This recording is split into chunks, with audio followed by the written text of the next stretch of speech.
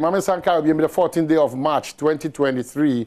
Ya koso da jami aso de na che fiama kwa tama closure se kama edema and I be do some pempen so ye beto aso akwa akopem se no nkono bebo na masa kanfo ama o se ukoso hwe eye Adom TV even after Badwam ye dey abroad 9 o'clock every nti Adom TV de ye onyoma eye ade papa nkwa na dey ma make us say that Asem so no was a presidential correspondent ni staffer I crowd so the bebo no say a potential chief e wo mampong so ho asem na me be kan na me kase no say a philanthropist and a farmer ono so ho asem ana me be kan kuani a o sa ya doye sa ya presidential staffer no say potential ohene e wo nkurani biase e wo mampong krum no because man kase ya hodie say bu so adaroma bi be si wo no me o say mafuma fifa you two for right hand man me be go na ni na machiao machie mejoso hey that's no so oh no sisters are say your sour still strong go move ko no move say I'm guys all my say obon chichi na that's where share the pay just a crown pum yes so you know him now who here oh I'm not nyame Adom good jana pay alo pay there em say nu a ye be comedy ade be to mo say new town yes one akofa bae yes so obi ye query you said here update aba but na we topic anka say be koso okay na update fi new town na ba me say minister be kan say 48 hours be no ampa wama the MC owo ayewaso central akwa ya haughty operations okay that train so say yes but kwabra na ese free mu ba no awreho ese honorable Henry Court so senti no tiebiem Mr. Minister for Local Government Decentralization Honorable Damboche so tiebiem say MC owo ayewaso central Alhaji Muhammad Kwe akoka kire adwumakuo ne se omumpe enwia emeji adwuma no ho nhia se na be ye futuro no enko abonten eti enura omekodu wodum no no adwumakuo na kofa nwia abeguo se MCC onfa meji adwuma se na be ye futuro no enko abonten futuro no stop and it's unfortunate and our was there were sure say na MC ni kai let's be also careful because na adwuma for there ebi wo almost per fast ayo modjuma no ebe wi eche da kwesi o de akwose MC yes MC betima kasi maybe amongst institution business mo hwese mbetimi asi efin na ekwa no problem yes akwabla even if MC kura ko ba bia ususu obetimi akwa kura na e dey simfuturo anokwan and that's what I'm going to say because we almost in yan be when in here dey simfuturo kwa when you betimi yesi enwa kwan and na nu adwuma follow fu yo mepo ye twe camera se ye be femu omo a na ye be sinya de ketwa eti ya de yame ase enura eti bi hwehwe atadwuma no de for na o ma hot e de be Canada on de ba MC say kan ni din ko o ma hot yes so bi ni MC no so ga na MC o ma hot utu anamo ya ma menkyire mu ha na hiya me you know say ya ade a na sometimes ka say bi e di agro ba obo hu na hu susu so no wo fa se o de hye bi onana bi ko fa ya de bi abrɛ ni sika nyina na ye pe ne kwa so ye nye ya adwene say obi adwuma na say be ye be say na say but no crap and say you cannot also work to get profit at the expense of the community you find yourself in. That's the truth. O man bia so abribia da me kan yam fan hye nye adwuma no nti say we say next time no obi so be no abesi another factory bi wo the next house no obi so aba tin ye tete asase kra na ye say high residential aha ye see sorry aha ye see inuma aha ye say aha nko na ye futufra residential nyina da ne prayer camps aha nko na ye futufra residential nyina da ne bia de tunton nsa night club bar giga because it was awesome. Eti oba enura ye yes enura ye ko update ye ko file. Oh yes omoja enura omuni ye gidi pa. And most of the films are which are camera na stable. Yes because of enura omuni aprekura se me fa camera no crazy wonom. Ye camera ni so no anya de papa. Ebi mkwa ko fa abo so mbebo ye camera nim asɛn no. But nyame adom ensinti no ye kom set adwuma de ampa sene greater regional minister be kan no ma hot adwuma no.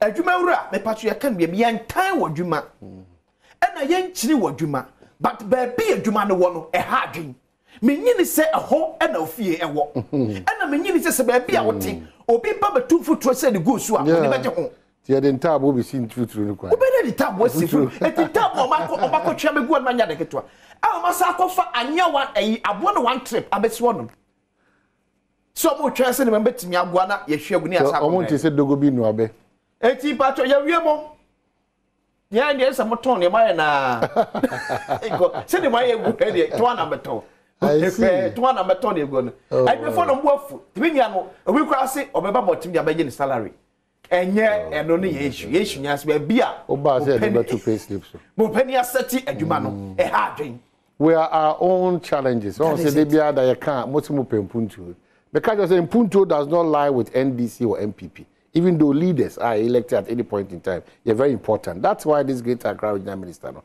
this is so much because he Mpunto, near Mpunto, Asia. All these things, you know, it doesn't help in a quest to develop. Your mother Dana and Hesse Wabra Bobesa from baby. But catch us a man and ento. It doesn't mean that be lawless and be reckless. Yes. It doesn't mean that. Timasa Ghana for. Samo Yeshuba na ya na eba beji aketia na ento aba na nyisi ya na enti asese empese o man be kɔ nanim so o man ne kɔ nanim dia se me nya sika bia cycle overhead ono na makosi 2-bedroom apartment am dia si wo because sa na nyina ye pe ho na me pe a lawless society cannot grow, the citizens cannot grow either. Ti amanyo sem de bia da meka amanyo sem antro ne na da ewum no eno nti na nei obi kura di atem no ya amanyo sem ni a eti amra obi ya adi eti amra na ya na amanyo sem sa na aginsem. How do we solve our problem? I'm gonna say that part for me call a presidency website. Hey, na baby, how we adwuma no sense fa ko e ho no so. Hey, say dey adwuma no. Hey, edi pa ho am to adom say dey na si wo. What we do actually okay. Hey, me patro ye we have date we 5th October 2022. Yeah. President Adom Akufo-Addo. In fact, yeah, to the be a person fast story free baby a uji wa chinya enye yi. Yeah. This is on my Ghana ye man peni atena ye. Okay. The website. Okay. Ye mfa bibia to keke. Okay. Bibia de to bia no aye verify. Okay. And from so enko sa website we. Okay. Enti ye sa website we. Story we other website Adom online ye bi. Mind you online ye bi. Okay. Bebre but a person use presidency. Okay. Successful Galamsey fight requires collaborative national effort. President Akufo-Addo. That apacho mo stand by side video me Professor Frimpong watching video no. E komo on GBC for atwe GBC. Ya da mas madam by nsa kan side video yi. Kwabana ayako ayano e kwa akoyesa. Abansi na ni abre tu Galamsey esosa. Ya Ghana for nyina e bo atarachi because of so how no ewo ye dada asete.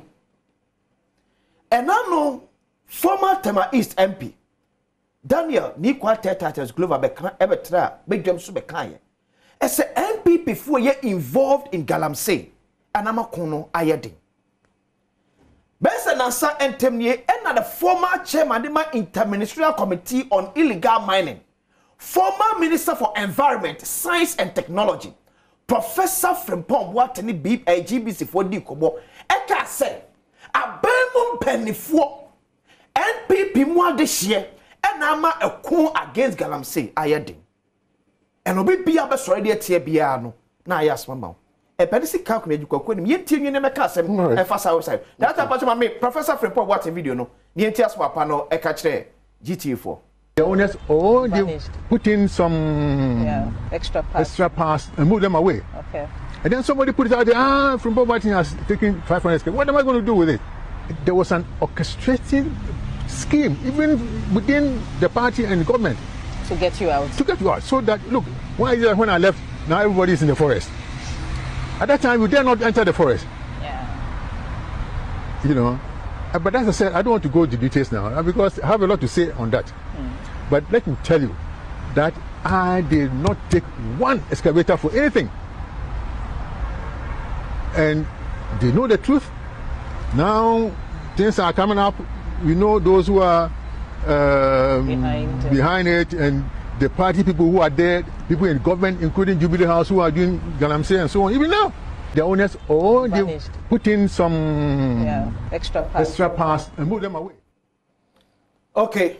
eti oban epenisi kakum ye gini kokodu professor Frimpong Boateng papa ni ye di galamsey ko ni fan di kanana ku fa de penso e hye ne nsa and Asem wokeni de ejema me kotwe mampani asmo kan ye a presidency publish ye ne yese kwabena ya kamia yese president na akufado ya sign asuafo ne manyofo mu empenfo yebo mu di nyina efa galamsey sensem no ya kamia yese empenfo yebo mu di efa galamsey sensem bia yesom ho aban mu ana MPP mu bia no president na adodan kokufado ya wo soin konkese e wo galamsey so no ya sign empenfo we eginati.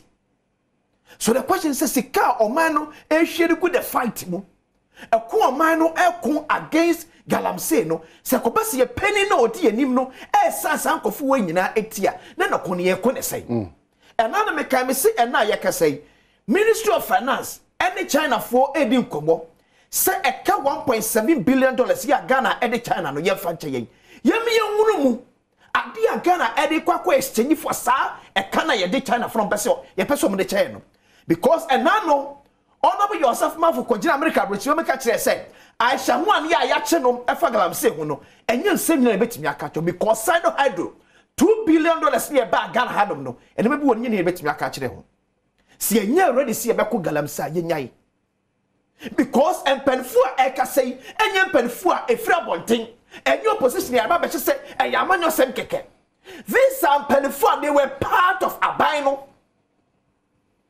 This is Professor Frimpong Boateng. Mampani Akufado ujidi ya wo no muntinum and a committee ya oti so mo hwe galamsey asito no what is sharing sir and this is the man talking. Some penifua a woman penny atna ye and penifua NPP amunyokomu and ye galamsey. And a money bra abrepesi ni from no your budumenti and you want to say the 23 one. And then another side of allegation. But the question is say, and you know your allegation, kura bibia enter the mampeni. No, I will.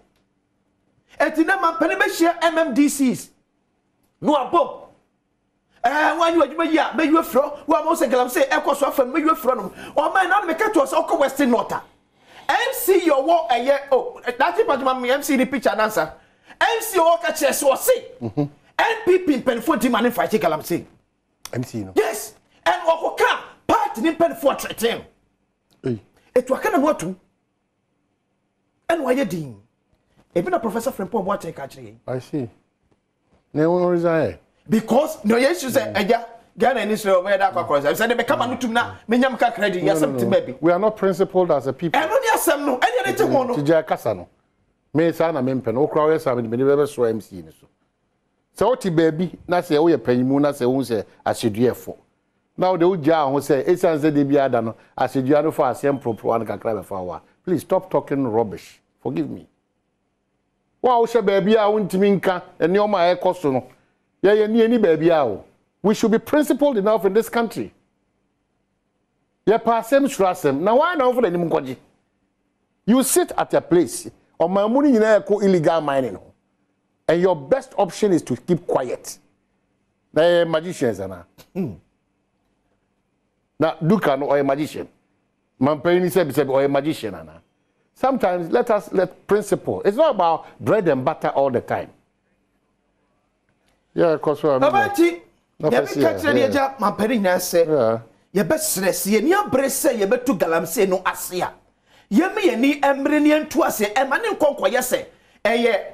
Akwasi sia no man na namti no akwasi ya oman entimi nka but osmosis ye dia oman betimi aka because oman no osmosis nye free se ko ba ne sa dia okona ye kono enko go si hwe akwasi mi dase we presidential staffer okra nka wasem we thank you so much akwasi udidi amambindi me ne wa na share adwuma ase ene wi ase sa na tie ye besia MC for current mi nka central faka ye ko bye bye.